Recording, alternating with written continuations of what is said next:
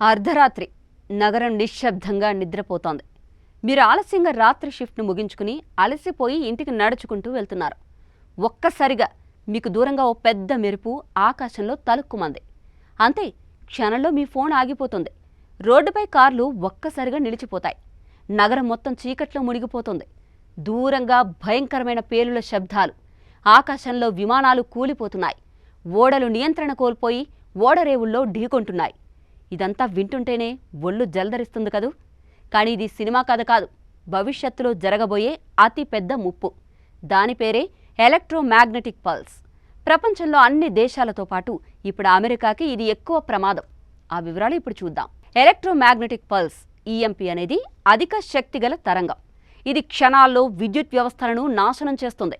Cyber దాడులు, digital లోపాల ద్వారా చొరబడితే ఈఎంపీ ఒక తుపానులా విద్యుత్ వ్యవస్థలను చిన్నాభిన్నం చేస్తుంది. ఒక అణుబాంబును 250 మైళ్ల ఎత్తులో ఆకాశంలో పేల్చడం ద్వారా అమెరికా మొత్తం విద్యుత్ గ్రిడ్, సెల్ టవర్లు, ట్రాన్స్ఫార్మర్లు, ఉపగ్రహాలు పనిచేయకుండా పోతాయి. అమెరికాలో 2500 ట్రాన్స్ఫార్మర్లు దేశంలో 60% కంటే ఎక్కువ విద్యుత్ను సరఫరా చేస్తాయి.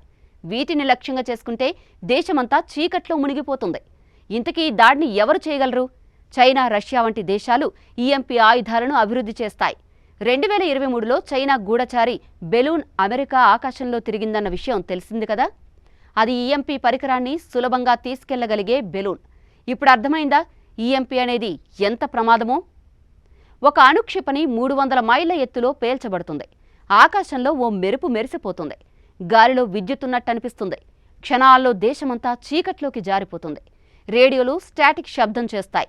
జనం కొవ్వొత్తుల కాంతిలో ఇళ్లలో దాక్కుంటారు. దూరంగా విమానాలు కూలిపోతున్న శబ్దాలు, ఓడలు ఓడరేవుల్లో ఢీకొనడం, కార్లు నిలిచిపోవడం. అమెరికా 1800 నాటి కాలంలోకి వెనక్కి వెళ్లిపోతుంది. ఆసుపత్రిలో యంత్రాలు ఆగిపోతాయి. మొదటి స్పందన బృందాలు ప్రమాదాలు, అగ్ని ప్రమాదాలతో మునిగిపోతాయి. నగర వీధుల్లో గందరగోళం నెలకొంటుంది.